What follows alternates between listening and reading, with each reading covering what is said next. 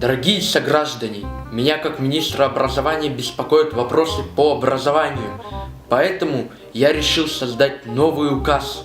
Нам нужны реформы. Будут предложения, господа заместители? Посещение школы должно быть добровольным, а обязанность – это пережиток прошлого. Правильно. Также нужно школьников обеспечивать бесплатным мороженым и жвачкой. Тоже верно. А обязательными предметами должны быть только музыка и физкультура. А еще каждому школьнику каждый месяц платить стипендию.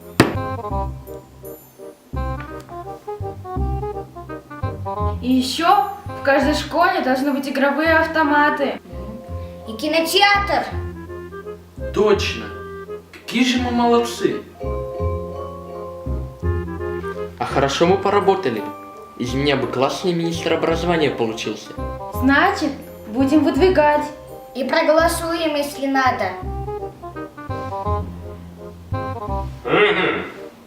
Опять ерундой занимаемся, да? Ну-ка быстро все уроки учить.